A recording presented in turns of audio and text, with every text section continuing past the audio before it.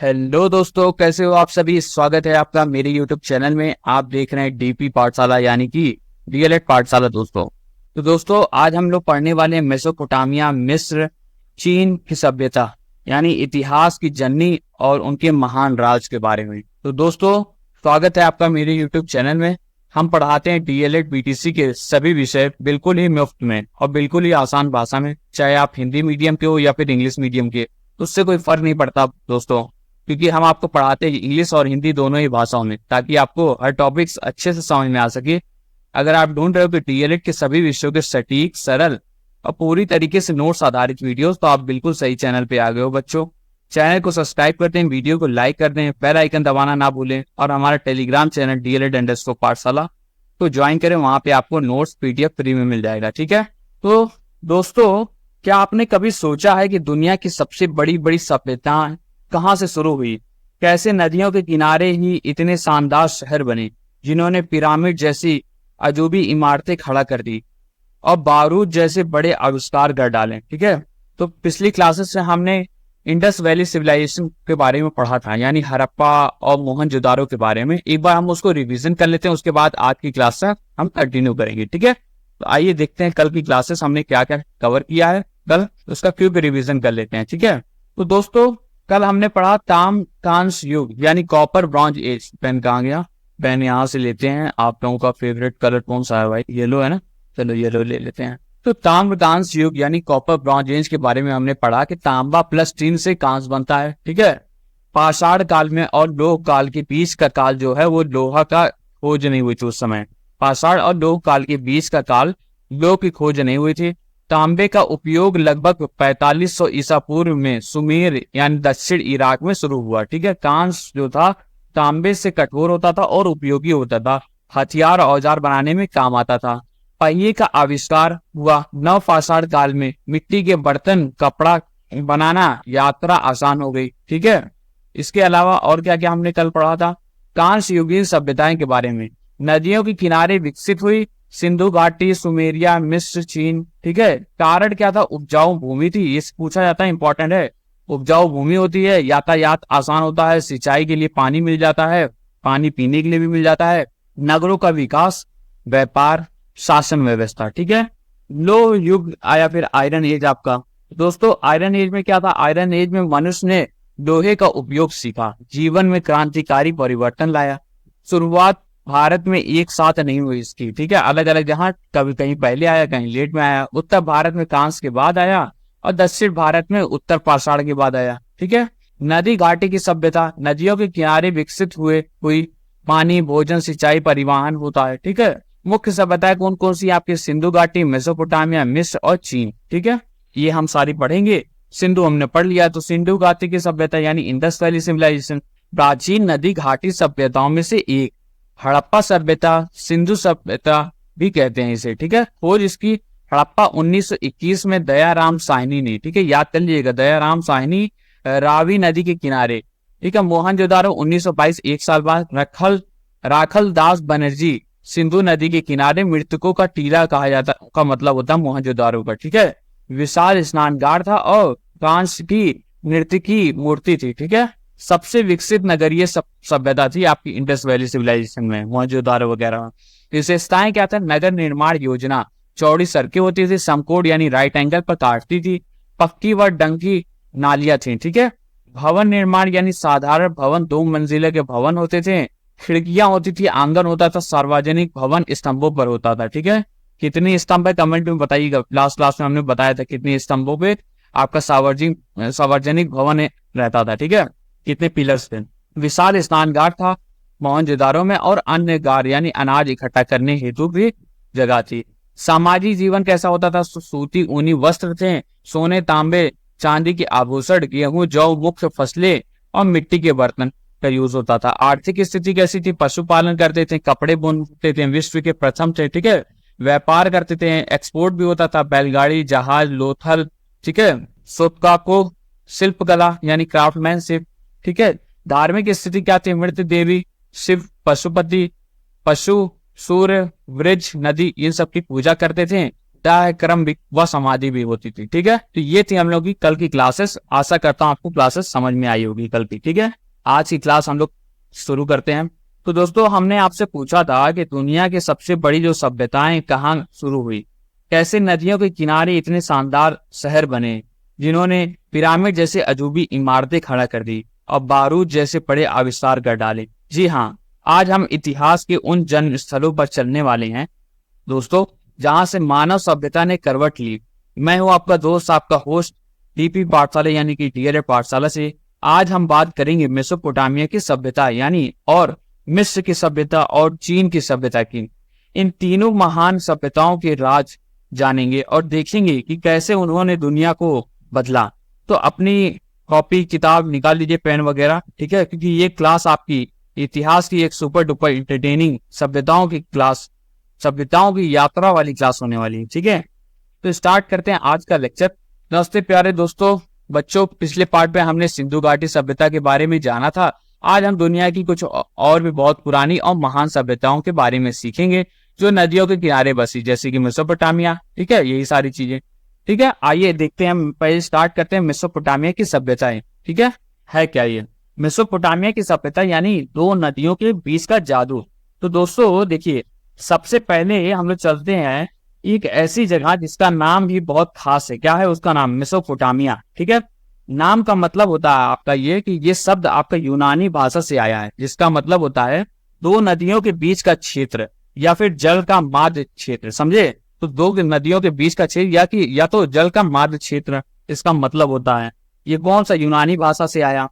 कहाँ थी ये सभ्यता? कहाँ थी? तो ये सभ्यता आज की इराक में बच्चों दजला जो है, टाइग्रिस जिसको बोलते हैं, ठीक है, टाइग्रिस और फरात नामक दो नदियों के बीच में के इलाके में विकसित हुई थी। समझे? तो ये सभ्यता आपकी इराक के दजला और फरात नामक दो नदियां जो है उसके बीच के इलाके में विकसित हुई, इसलिए इसे दो नदियों वाली सभ्यता भी कहते हैं। समझे? देखो, यही चीज इसमें लिखा हुआ है। मेसोपोटामिया शब्द यूनानी यानी ग्रीक शब्द से आया।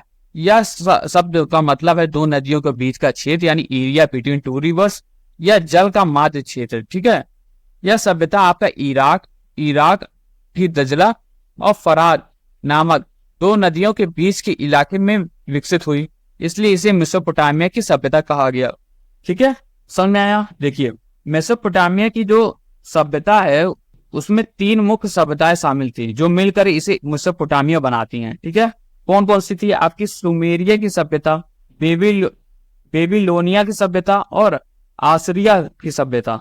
ठीक है, मेसोपोटामिया की सभ्यता के तीन मुख्य सभ्यताएं शामिल थी इसमें, और इन तीनों के मिलकर ही मेसोपोटामिया की सभ्यता कहते हैं। जैसे सुमेरिया की सभ्यता, बेबीलोनिया की सभ्यता, ठीक है, और आसिरिया की सभ्यता। ये तीन आपकी सभ्यता मिलकर के आपकी मेसोपोटामिया की सभ्यता कहलाई जाती है। ठीक है, एक एक करके हम इसके बारे में जानते हैं कि कौन ये सुमेरिया की सभ्यता क्या है, बेबीलोनिया की सभ्यता क्या है और आसिरिया की सभ्यता क्या है। ठीक है, तो सुमेरिया की दोस्तों सभ्यता जो है आपका सुमेरियन सिविलाइजेशन जिसको कहते हैं, ये आपका मेसोपोटामिया में सबसे पहले विकसित हुई थी। ठीक है, तो सबसे ओल्डेस्ट जो है वो आपका क्या है? सुमेरिया की सभ्यता।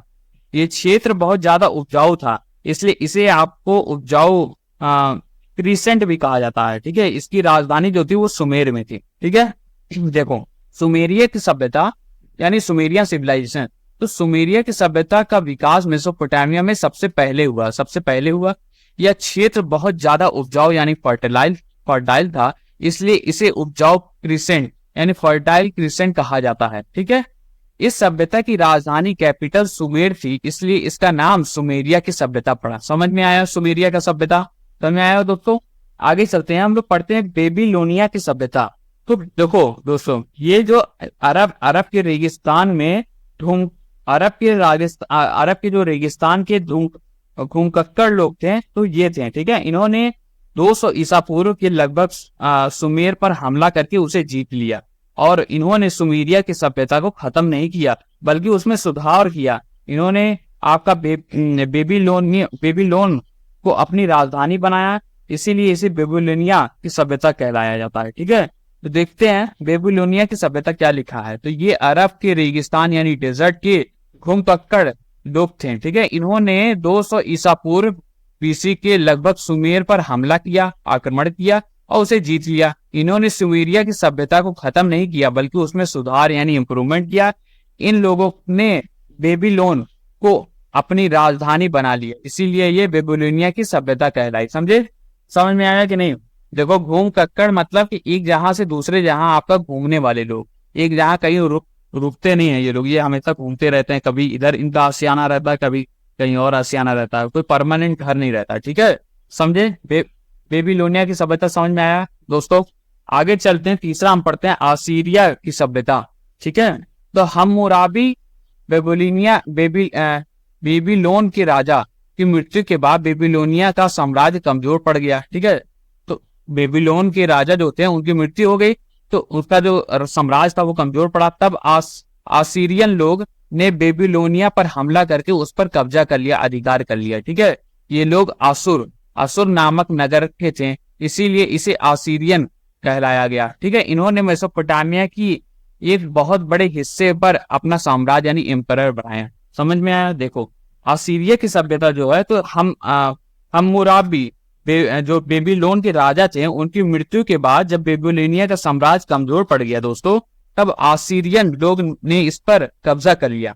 ये लोग आसुर नामक नगर के थे, इसीलिए ये जगह को आसीरियन कहलाया गया। इन्होंने मेसोपोटामिया के एक बहुत बड़े हिस्से पर अपना साम्राज्य बना लिया।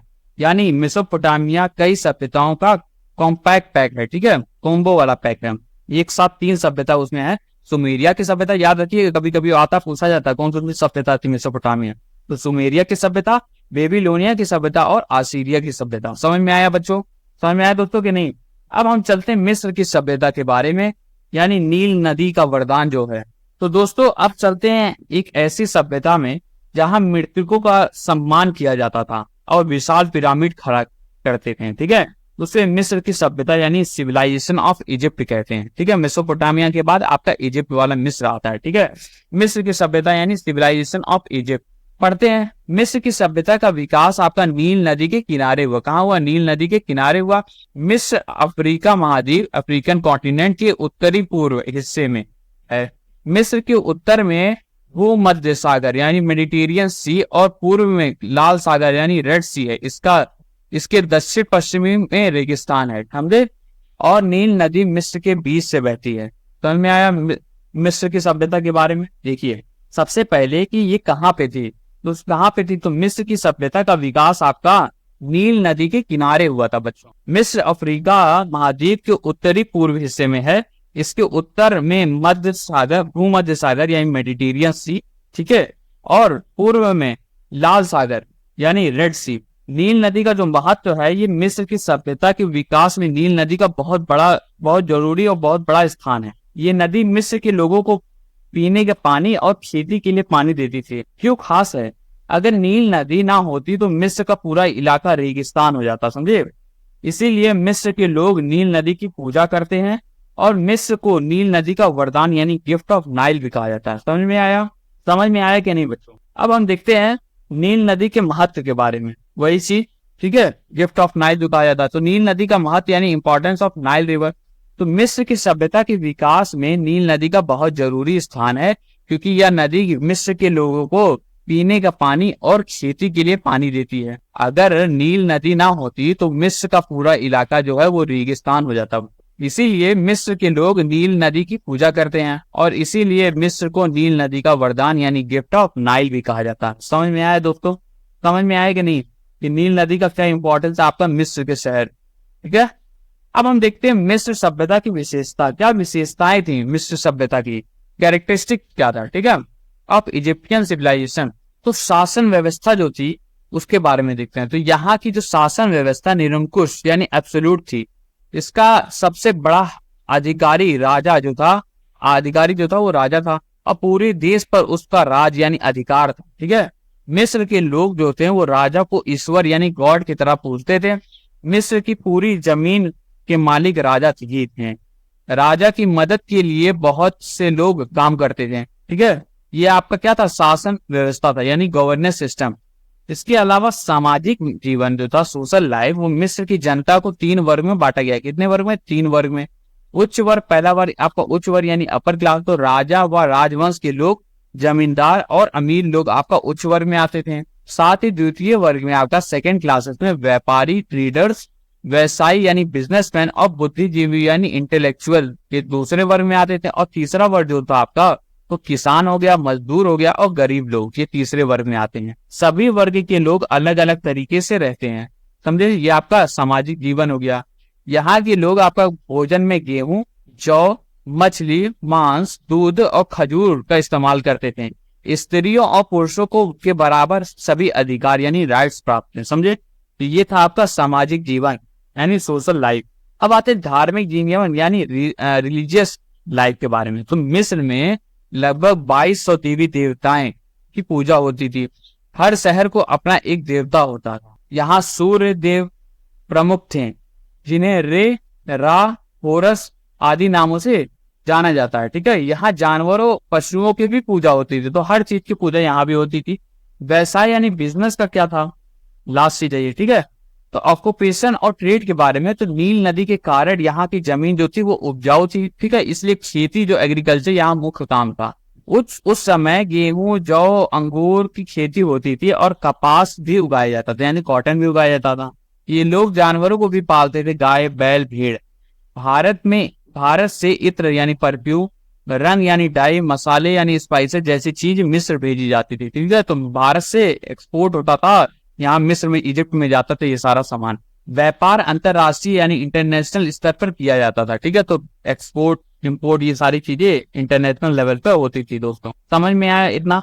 देखो फिर से हम आपको बता देते हैं। हाँ जी, तो हम लोग बात कर रहे थे दोस्तों कि मिस्र सभ्यता की विशेषताएं क्या थी। तो शासन व्यवस्था में, गवर्नेंस सिस्टम में यहाँ की जो शासन व्यवस्था थी वो निरंकुश थी, ठीक है। इसका सबसे बड़ा जो अधिकारी था वो राजा होता था, जिसे फरोह कहते हैं, ठीक है। पूरे देश पर उसी का राज चलता था और मिस्र के लोग राजा को ईश्वर यानी गॉड की तरह पूजते थे। मिस्र की पूरी जमीन मालिक राजा ही थे, ठीक है। सामाजिक जीवन जो था यानी सोशल लाइफ, उसमें मिस्र की जो जनता थी उसको 3 वर्गों में बांटा गया था। उच्च वर्ग राजा, द्वितीय वर्ग व्यापारी और तृतीय वर्ग यानी किसान, मजदूर। यहाँ के लोग आपका गेहूं, जौ, मांस, मच्छी, ठीक है, दूध, खजूर ये सब खाते थे। सबसे खास बात थी कि यहाँ स्त्रियों और पुरुषों के बराबर का अधिकार प्राप्त था। ये उस जमाने के लिए बहुत बड़ी बात होती थी दोस्तों, ठीक है। धार्मिक जीवन के लिए मिस्र में लगभग 2200 देवी देवताएं थे, ठीक है। उनकी पूजा होती थी। हर शहर पर अपना एक देवता होता था। यहाँ सूर्य देव प्रमुख थे जिन्हें रे या रा कहते थे।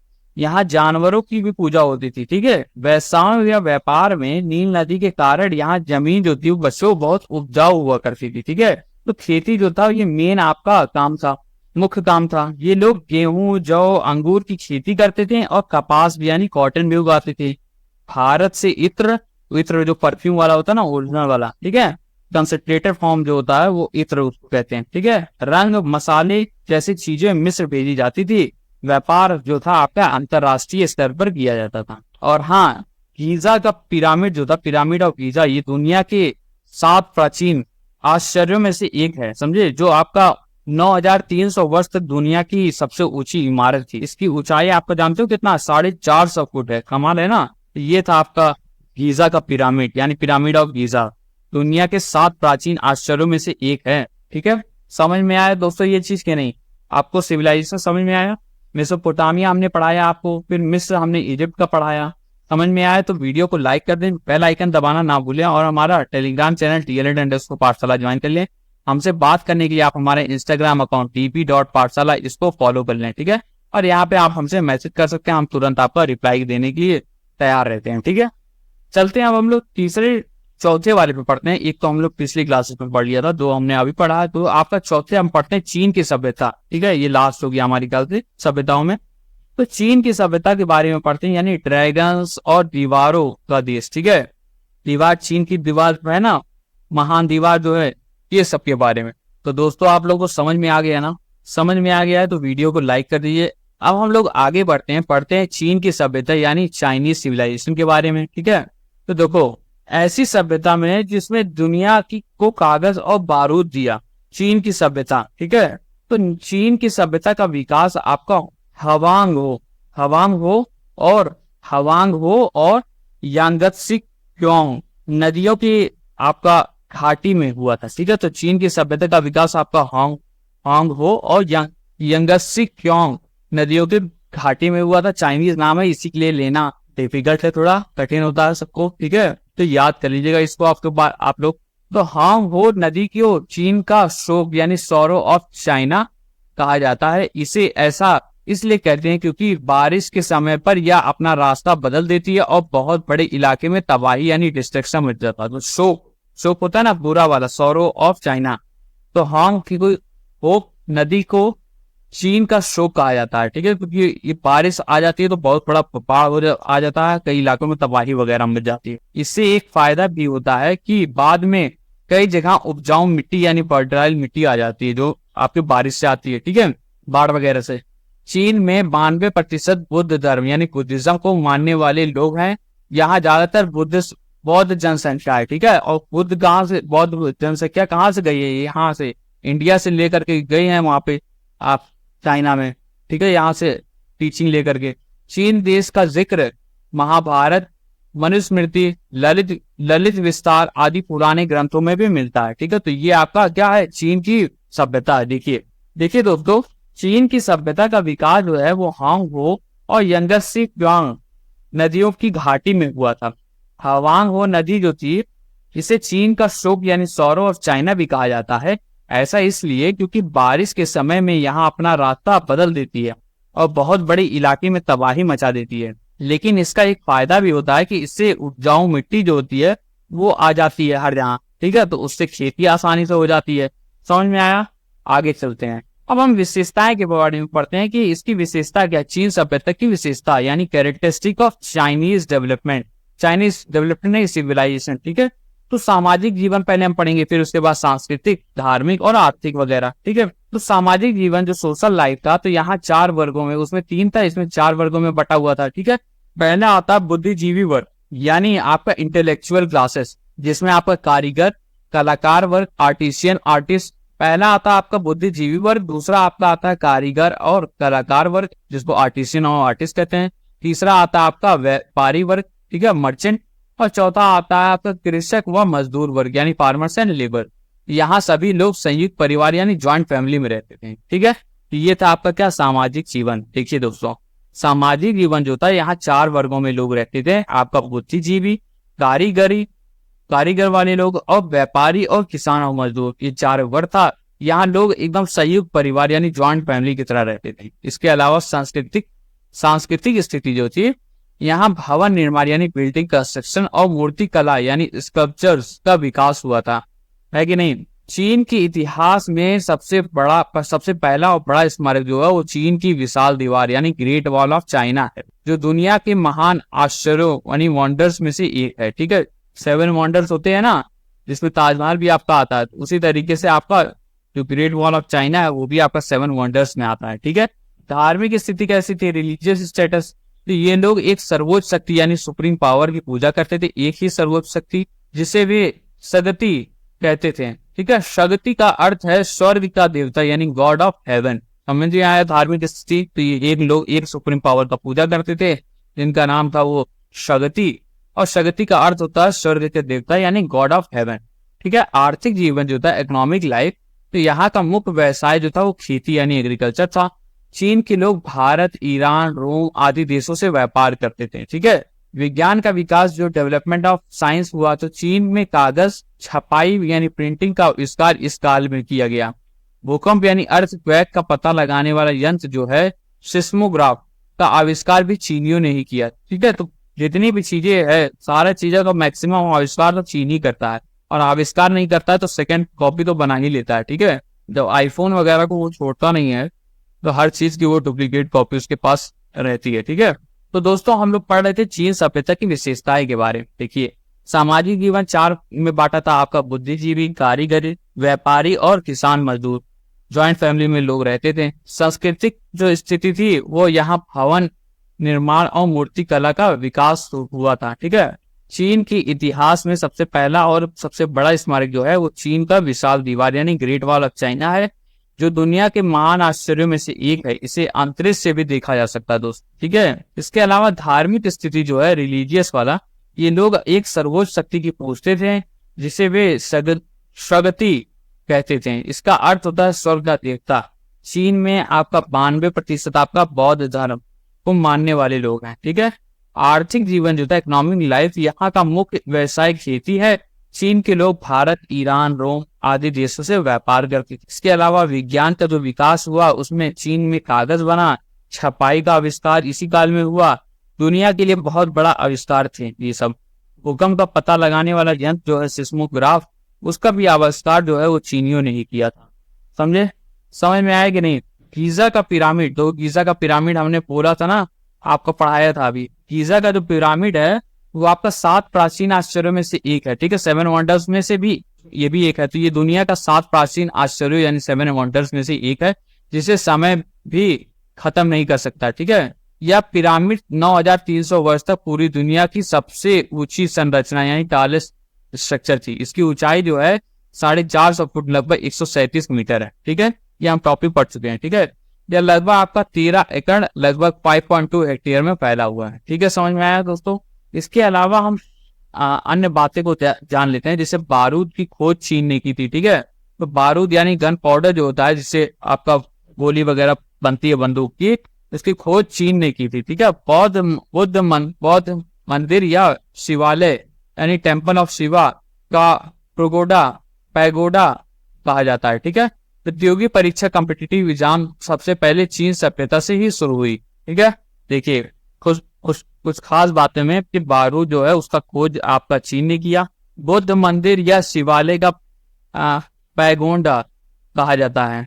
प्रतियोगी परीक्षा यानी कॉम्पिटिटिव एग्जाम जो थे वो सबसे पहले चीनी सभ्यता से शुरू हुई। यानी सरकारी नौकरी की एग्जाम का आइडिया सबसे पहले कहाँ से आया? सबसे पहले चीन से आया, चाइना से आया। ठीक है। समझ में आया दोस्तों कि नहीं? समझ में आया? वीडियो को लाइक कर दीजिए। पढ़ते हैं हम लोग आज का लास्ट टॉपिक, यानी सिंधु सभ्यता और वैदिक सभ्यता में अंतर क्या है। ठीक है। तो सिंधु सभ्यता जो होती है आपकी यानी इंडस वैली सिविलाइजेशन, ठीक है, और वैदिक सभ्यता जो हम लोग को वेद वाली है, ठीक है, वैदिक सिविलाइजेशन, उन सब में दोनों में अंतर क्या था, आइए देखते हैं। तो दोस्तों हमने पिछली क्लासेस में आपका सिंधु सभ्यता के बारे में पढ़ा था। अब हम देखते हैं सिंधु सभ्यता और वैदिक सभ्यता जो इसके बाद आई है उसमें क्या अंतर था। तो संस्कृति के हिसाब से वैदिक सभ्यता यानी वैदिक सिविलाइजेशन में ज्यादातर ग्रामीण संस्कृति यानी रूरल कल्चर था, जबकि सिंधु सभ्यता में लोग सुनियोजित शहरी जीवन यानी प्लान अर्बन लाइफ से अच्छी तरह से वाकिफ थे। ठीक है। दूसरा था वैदिक सभ्यता के लोग गाय का आदर करते थे, जबकि सिंधु सभ्यता के लोग बैल को ज्यादा महत्व देते थे। ठीक है। इसके अलावा वैदिक सभ्यता के लोग मूर्ति पूजा यानी आइडल वर्शिप नहीं करते थे, जबकि सिंधु सभ्यता के लोग मूर्ति पूजक थे। ठीक है। ये आपके कुछ अंतर थे, डिफरेंस था। देखो संस्कृति में वैदिक सभ्यता में ज्यादातर ग्रामीण संस्कृति यानी रूरल कल्चर था, जबकि सिंधु सभ्यता के लोग संयोजित शहरी जीवन यानी प्लान अर्बन लाइफ से अच्छी तरह से वाकिफ थे। पशु वैदिक सभ्यता के लोग गाय का आदर करते थे, जबकि आपका सिंधु सभ्यता के लोग बैल का ज्यादा महत्व देते थे। इसके अलावा पूजा जो था वो वैदिक सभ्यता के लोग मूर्ति पूजा नहीं करते थे। ठीक है। जबकि सिंधु सभ्यता के लोग मूर्ति पूजक थे। ठीक है। तो ये थी आज की क्लास बच्चों, सामाजिक विज्ञान की क्लास 5 है ये। ठीक है। अब हम पढ़ते हैं शॉर्ट्स नोट्स के बारे में। ठीक है। रिवीजन कर लेते हैं कुछ बटाटा वड़ा जैसे गरम गरम और फटाफट याद करने वाले फैक्ट्स जो आपको एग्जाम में आसान रहेगा। ठीक है। तो मेसोपोटामिया की सभ्यता के बारे में हमने पढ़ा। अर्थ है जो 2 नदियों के बीच का क्षेत्र, दजला और फरात नदी इराक में। ठीक है। शामिल सभ्यता सुमेरिया, बेबीलोनिया और आसीरिया, ये 3 सभ्यता इसमें शामिल थी। सुमेरिया सबसे बड़ी विकसित थी। राजधानी सुमेर उपजाऊ क्रिसेंट कहा जाता है। ठीक है। बेबीलोनिया जो था उपजाऊ क्रिसेंट कहा जाता है। ठीक है। बेबीलोनिया जो था अरब के घुमक्कड़ लोग थे। बेबीलोनिया राजधानी थी। असीरिया जो था वो हम्मुराबी के बाद उनके बाद जो राजा थे असुर नगर से लोगों ने कब्जा कर लिया और मेसोपोटामिया पर शासन हो गया। ठीक है। मिस्र की सभ्यता विकास नील नदी के किनारे अफ्रीका में। ठीक है। महत्व नील नदी का वरदान पानी सिंचाई देता है। ठीक है। विशेषताएं क्या थी? शासन निरंकुश, राजा ईश्वर पूज्य थे। ठीक है। सामाजिक 3 वर्ग में उच्च, द्वितीय और तृतीय, स्त्रियों को पुरुष के समान अधिकार। धार्मिक में 22 देवी देवताएं, सूर्य देव, रे, राक, होरस नाम से जाने जाते थे प्रमुख, और पशु पूजा होती थी। ठीक है। इसके अलावा आर्थिक स्थिति जो थी, मुख्य कार्य आपका खेती जैसे गेहूं, जौ, अंगूर, कपास यानी कॉटन, पशुपालन, अंतरराष्ट्रीय व्यापार होता था। ठीक है, मेसोपोटामिया हो गया। अब हम चलते हैं चीन की सभ्यता, नहीं ये आपका मिस्र की सभ्यता यानी इजिप्ट की सभ्यता। ठीक है, चीन की सभ्यता विकास होता हांग वो यानी चीन को शोक जिसको कहते हैं नदी की घाटी में। ठीक है, धार्मिक आपका धर्म कौन सा था? 92% बौद्ध अनुयायी थे। ठीक है, विशेषताएं क्या थी? सामाजिक 4 वर्ग में बुद्धिजीवी, कारीगरी, व्यापारी और कृषक, संयुक्त परिवार यानी बड़ी फैमिली में रहते थे। संस्कृति यानी भवन निर्माण यानी मूर्ति कला, चीन का विशाल दीवार महान आश्चर्य 7 वंडर्स में से एक है। धार्मिक में संगति का स्वर्ग के देवता की पूजा होती थी। आर्थिक में मुख्य व्यवसाय कृषि था। भारत, ईरान, रोम से व्यापार यानी बिजनेस होता था। इसके अलावा विज्ञान में कागज की छपाई का आविष्कार हुआ। सिस्मोग्राफी ग्राफ का आविष्कार हुआ। गीजा का पिरामिड हमने देखा दुनिया का प्राचीन आश्चर्य में से एक। पिरामिड आप लोग जानते हैं ना, ऐसे ट्रायंगल में शेप में बना रहता है पिरामिड। ठीक है, जो लोग मर जाते हैं उनके उसमें बना रहता है। ठीक है, टीला के जैसा। दुनिया के प्राचीन आश्चर्यों में से एक मिस्र। अन्य तथ्य कौन से? बारूद की खोज चीन से हुई। पैगोडा बुद्ध मंदिर या शिवालय को कहा जाता है। ठीक है, प्रतियोगी परीक्षा जो थी चाइना से ही हुई। सर्वप्रथम चीन सभ्यता से आरंभ हुई आपकी प्रतियोगी परीक्षाएं। इसके अलावा सिंधु सभ्यता और वैदिक सभ्यता में अंतर क्या था? तो सिंधु सभ्यता आपका नगरीय थी, बैल का महत्व था इसमें और मूर्ति पूजक थे। वैदिक सभ्यता में ग्रामीण थे, गाय का आदर होता था और मृत्यु पूजा नहीं करते। समझ में आया? तो दोस्तों कल हम लोग पढ़ेंगे वैदिक काल के बारे में। ठीक है, तो दोस्तों ये थी हमारी सभ्यताओं का यात्रा मेसोपोटामिया के 2 नदियों के बीच के जादू से लेकर के मिस्र के पिरामिड तक। ठीक है, और चीन की महान दीवारों से लेकर के उनके क्रांतिकारी आविष्कारों तक। उम्मीद है आपको ये टाइम ट्रेवल मजेदार लगा होगा और आपने सीखा होगा कि कैसे मानव सभ्यता से शुरुआती दौर में इतने बड़े बड़े कारनामे कर दिखाएं। ये सब जानकर हमें इतिहास पर इतना गर्व होता है ना, तो पूछो मत। तो दोस्तों अगर आपको ये वीडियो पसंद आया है तो इसे लाइक करना मत भूलना। अपने दोस्तों के साथ शेयर करो, खास करके जो डीएलएड वाले हैं। और हाँ, डीएलएड पाठशाला यानी डीपी पाठशाला को सब्सक्राइब करना मत भूलना, क्योंकि हम ऐसे ही मजेदार तरीके से आपको पढ़ाते रहेंगे और आपकी पढ़ाई को इंटरटेनिंग मूवी बनाएंगे। मिलते हैं हम लोग अगली क्लासेस में इतिहास के अगले चैप्टर में। तब तक के लिए हम पढ़ते रहिए। और हाँ, अगली बार जब आप कोई पुरानी चीज देखो तो सोचना क्या ये भी कोई 1000 साल पुराना राज छुपाए हुए हैं। जय हिंद, जय भारत, थैंक यू।